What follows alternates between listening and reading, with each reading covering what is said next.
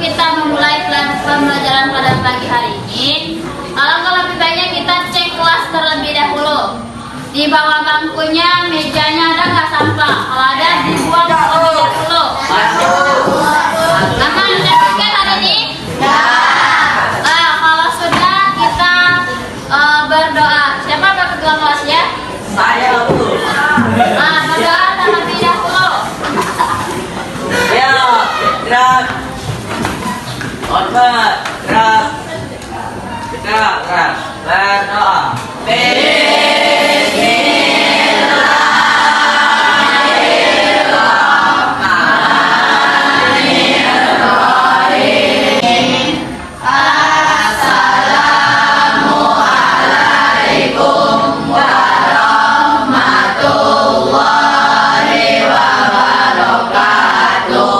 Waalaikumsalam warahmatullahi wabarakatuh.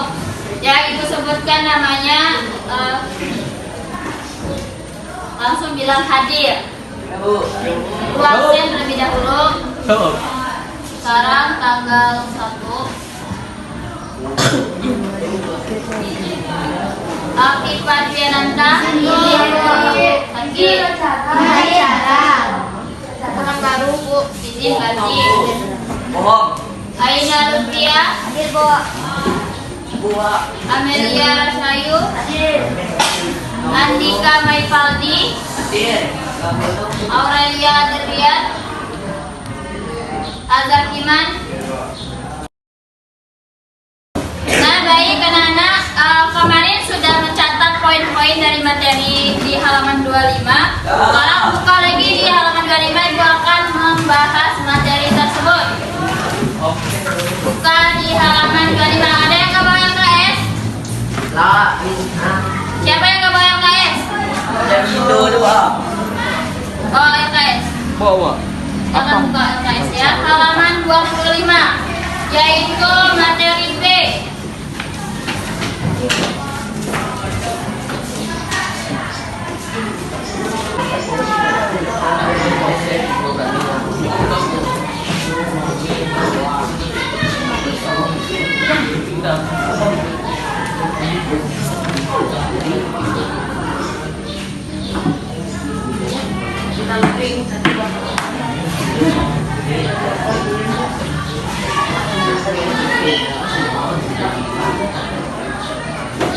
Udah dibuka halaman 25?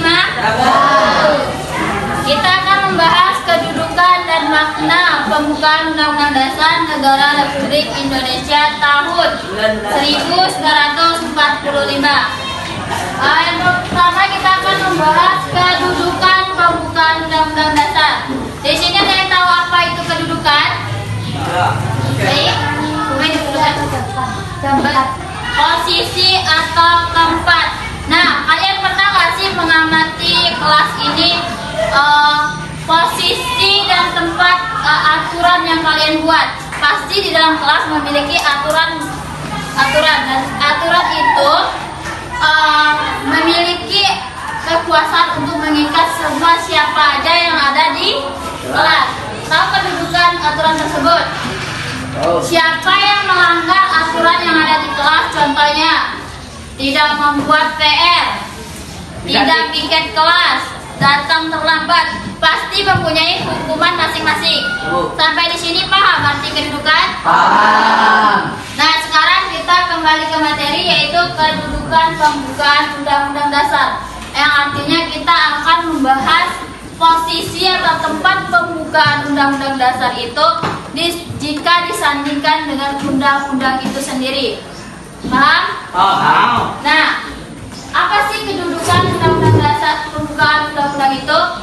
Kedudukan pembukaan Undang-Undang itu yaitu pasal-pasal yang ada di dalam undang-undang itu sendiri merupakan penjabaran dari pembukaan undang-undang. Merupakan apa? Penjabaran undang-undang. Penjabaran dari pembukaan undang-undang. Nah, pembukaan Undang-Undang Dasar itu memiliki 4 alinea. Berapa? 4. Nah, masing-masing dari 4 alinea tersebut memiliki nilai yang penting bagi nusa dan bangsa. Memiliki nilai dan karakteristiknya masing-masing. serta pembukaan Undang-Undang Dasar itu bersifat universal. Ada yang tahu universal itu apa?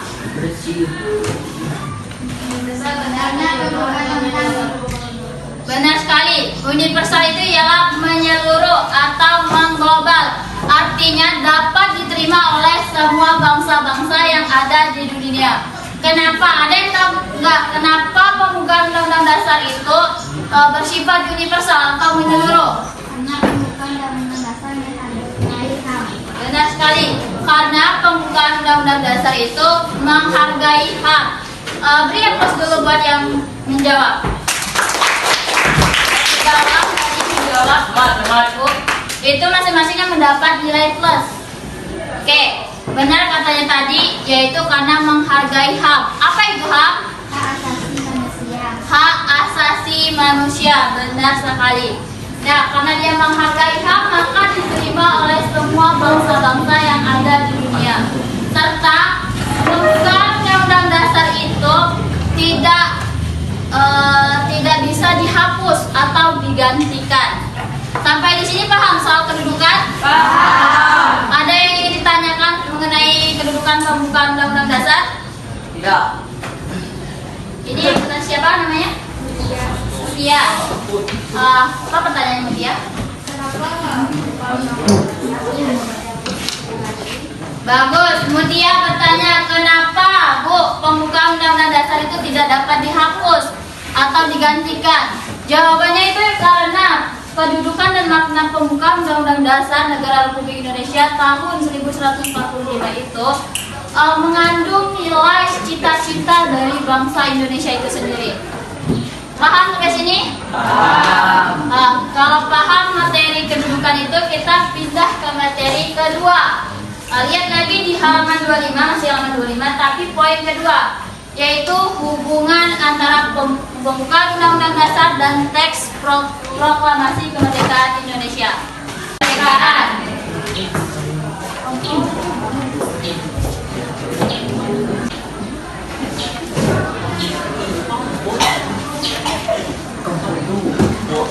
Hubungan pembukaan Undang-Undang Dasar dan proklamasi kemerdekaan.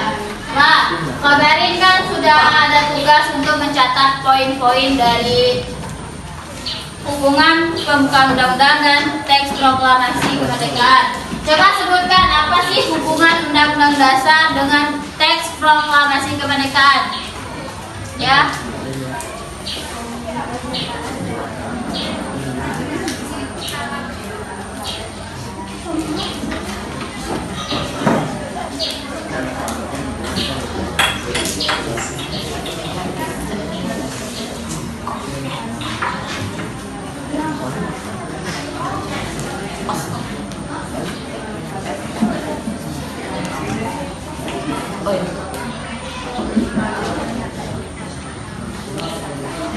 Lah, benar kata jawabannya dari dia.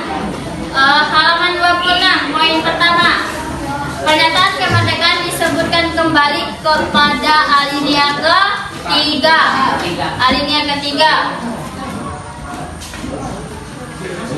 Hal tersebut menunjukkan antara pembukaan Undang-Undang Dasar dengan proklamasi kemerdekaan tidak dapat dipisahkan. Tidak dapat apa? Dipisahkan.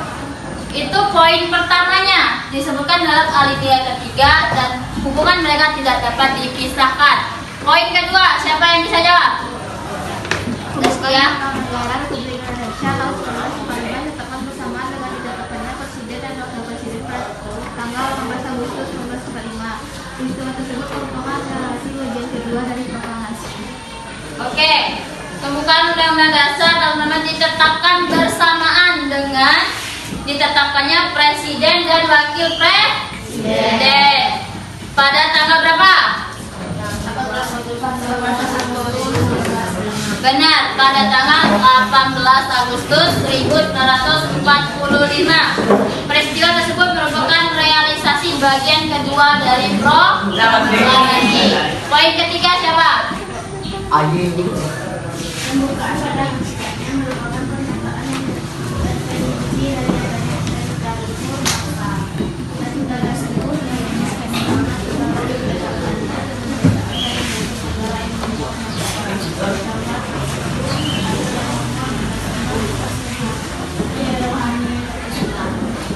Benar, pembukaan itu pada hakikatnya merupakan perincian dari adanya cita-cita luhur bangsa.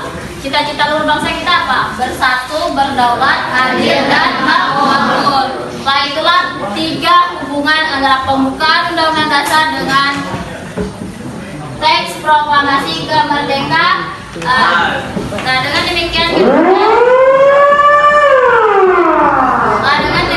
kedudukan pembukaan Undang-Undang Dasar Negara Republik Indonesia tahun 1945 dari proklamasi kemerdekaan itu merupakan satu kesatuan yang utuh, berarti tidak dapat dipisahkan. Sampai sini paham? Paham. Jika paham, kita lanjut ke materi ketiga. Apa materi ketiga?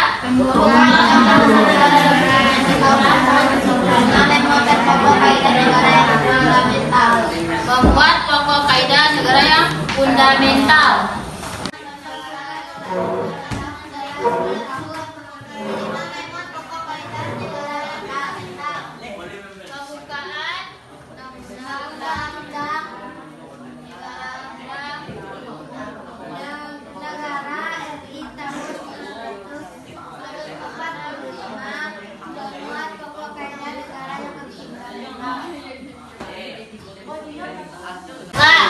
Perhatikan halaman 26. Kita akan membahas tentang pembukaan Undang-Undang Dasar Negara Republik Indonesia tahun 1945 memuat pokok kaidah negara yang fundamental. Ada tahu tentang apa itu pokok kaidah? Pokok kaidah negara fundamental ini dalam hukum mempunyai hakikat dan kedudukan yang tetap, kuat dan tidak berubah bagi negara yang dalam secara hukum merupakan sebagai pokok kaidah fundamental dapat diubah atau diganti oleh pembukaan negara pada waktu negara dibentuk. Dengan pokok kaidah itu di dalam hukumnya mempunyai hakikat dan kedudukan pembukaan negara Indonesia telah merupakan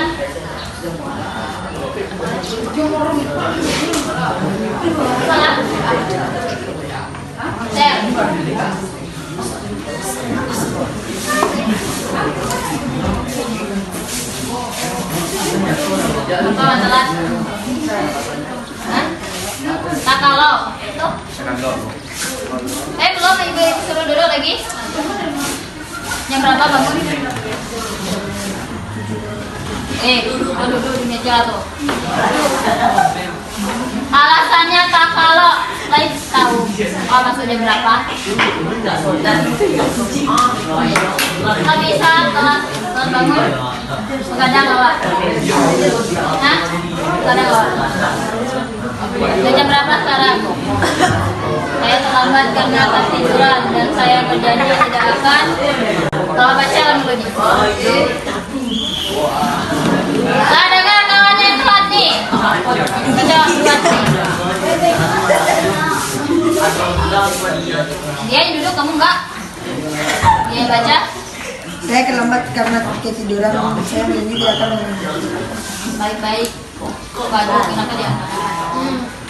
Saya terlambat karena ketiduran dan saya berjanji tidak akan mengulangi. Tidak akan mengulangi lagi janji. Duduk kalau gitu. Saya terlambat karena ketiduran dan saya berjanji tidak akan mengulangi lagi. Janji itu. Mengulangi lagi. Lanjut lagi. Apa saja poin-poin pokok kaidah? Yang pertama yaitu Pokok-pokok pikiran yang kita perlu dalam kehidupan dalam masa-masa ya benar, yaitu pokok-pokok pikiran yang diciptakan dan diwujudkan. Yang kedua, pengakuan kemerdekaan bangsa. Pengakuan kemerdekaan hak segala bangsa. Yang ketiga, cita-cita nasional. Yang keempat, pernyataan kemerdekaan. Saya catat di buku. Yang pertama,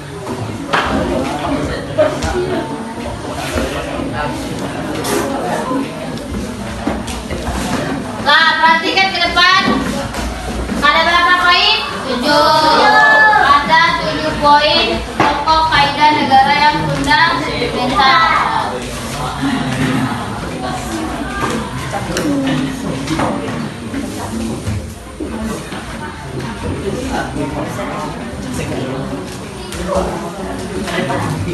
Pertama, pokok-pokok pikiran, pengakuan kemerdekaan hak sebangsa, cita-cita nasional, pernyataan untuk kedaulatan dan rasa negara Indonesia. Gak tahu sekarang 7 poin ini? Nah, sekarang catat di buku kalian 7 poin ini. Dah. Dan sekarang materinya ada yang ditanyakan Pak Bapak Maida? Tidak ada. Sekarang kita masuk ke makna alinea yang poin keempat. Siapa yang baca makna poin pertama? Siapa namanya? Taman Sarif. Dengar alinea pertama. Bahwa sesungguhnya kemerdekaan itu ialah hak segala bangsa dan oleh sebab itu maka menjadinya sesungguhnya harus dilakukan karena tidak sesuai dengan Pri Kemanusiaan dan Pri Keadilan. Karena tidak sesuai dengan Pri Kemanusiaan dan Pri Keadilan, maka penjajahan di dunia harus dihapuskan. Nah, bunyi alinea pertama ini menunjukkan keteguhan dan kenaikan bangsa Indonesia untuk menegakkan dan menentang penjajahan. Apa alinea pertama? Tentang apa? Tentang menegakkan kemerdekaan, menentang penjajahan. Karena tidak sesuai dengan Pri Kemanusiaan dan Pri Keadilan. Sampai ini paham? Siapa yang ingin baca alinea kedua? Amelia.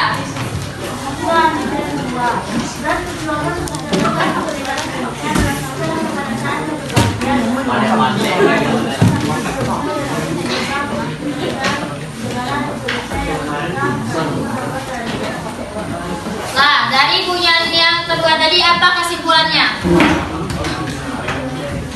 Bahwa perjuangan bangsa Indonesia telah mencapai tingkat yang menentukan. Bahwa perjuangan bangsa Indonesia telah mencapai tingkat yang menentukan. Ada lagi?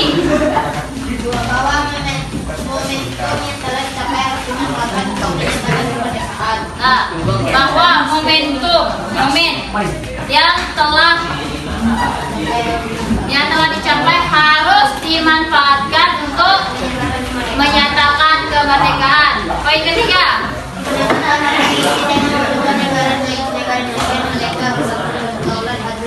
harus diisi dengan mewujudkan negara yang merdeka, berarti bebas, gak ada penjajahan lagi, bersatu, gak ada yang pisah, berdaulat, adil dan alinea ketiga. Apa bunyi alinea ketiga?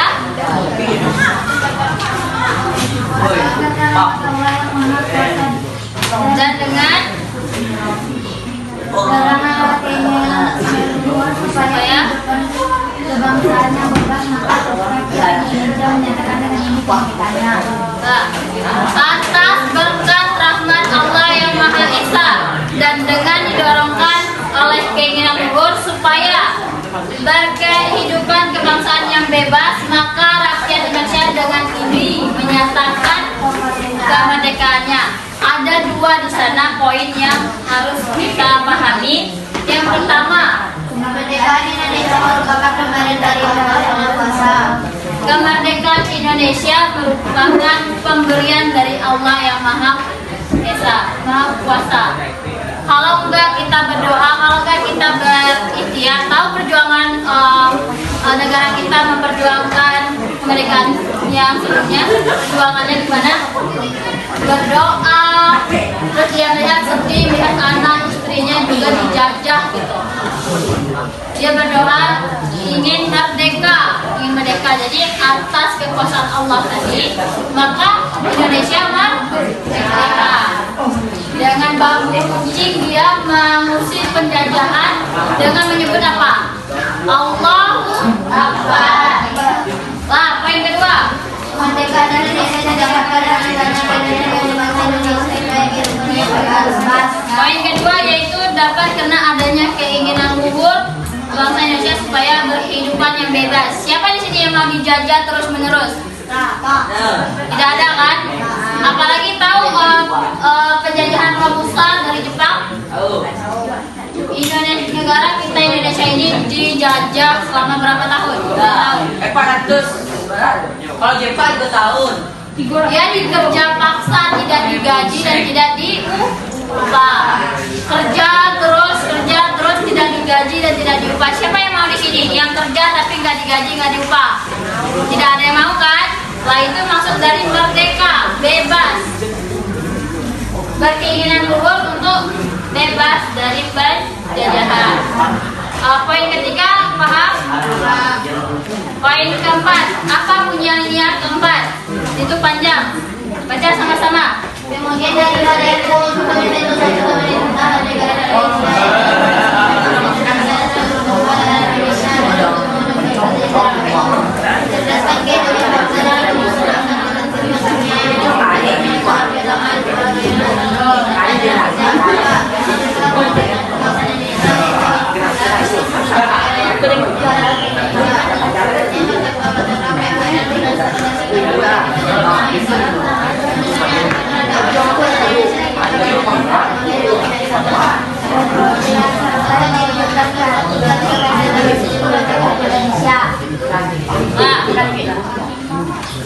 Di sana terdapat nilai-nilai Pancasila. Sering kita lihat pada upacara hari Senin, kawan kita membacakan Undang-Undang Dasar.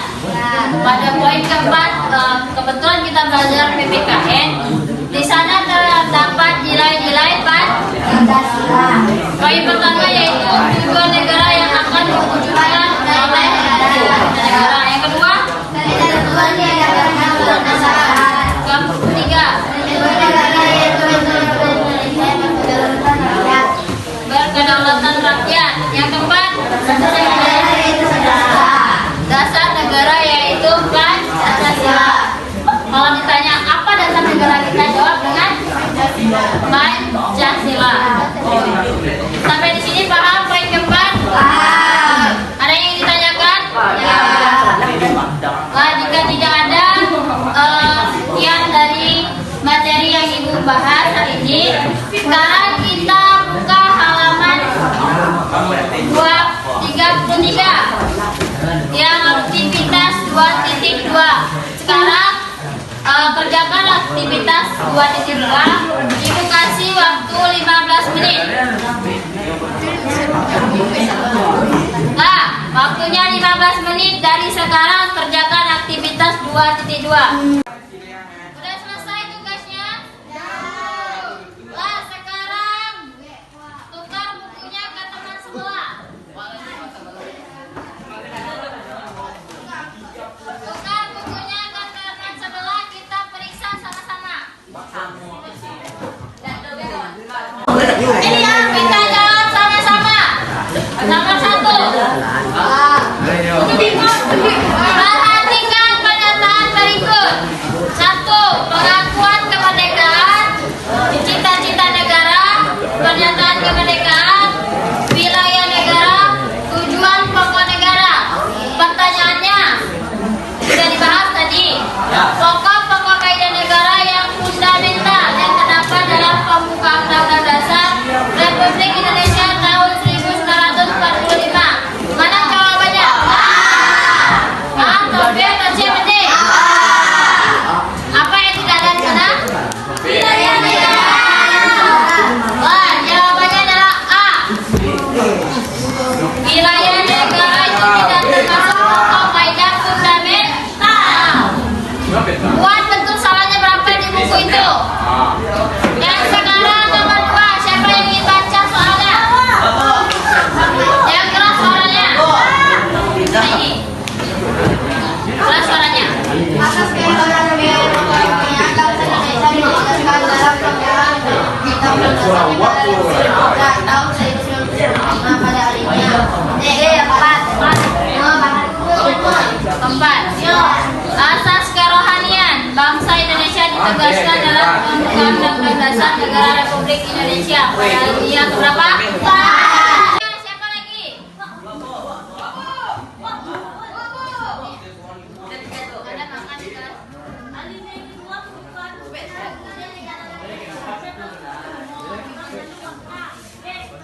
Yang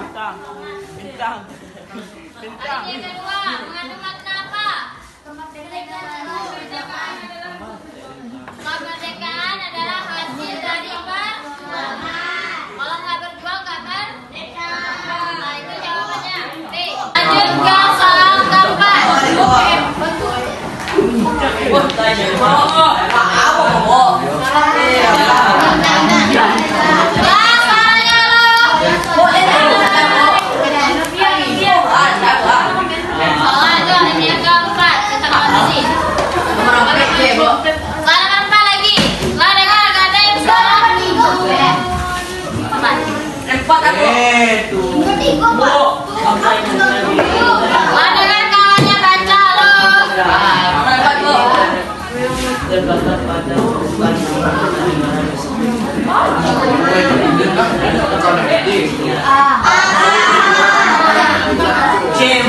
Bangsa Indonesia mencintai kemerdekaan dan menentang penjajahan. Hal ini terdapat pada alinea keberapa? Pertama. Kita lihat dulu bunyi alinea pertama. Bahwa sesungguhnya kemerdekaan itulah hak segala bangsa. Dan oleh sebab itu maka penjajahan dunia harus dihapuskan karena tidak sesuai dengan kemerdekaan dan keadilan. Ada yang jawab apa? C.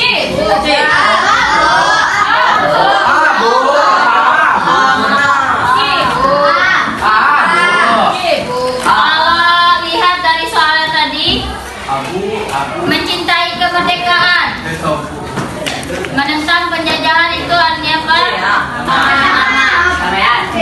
Karena penjajahan itu tidak sesuai dengan kemanusiaan dan keadilan, maka mencintai kemerdekaan.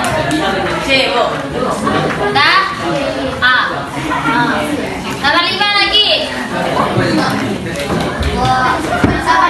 Itu lagi kan sudah.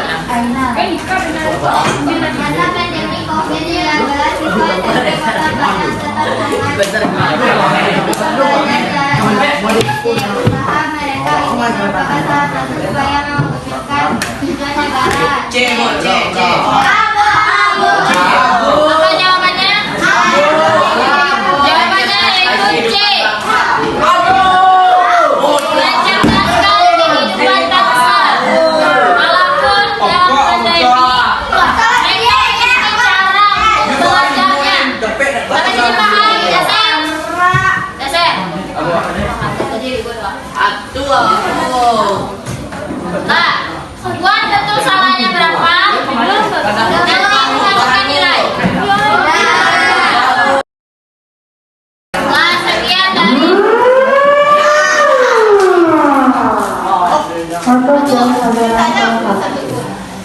Nah, sekian dari materi yang kita bahas tadi. Sampai di sini ada yang ditanyakan? Jika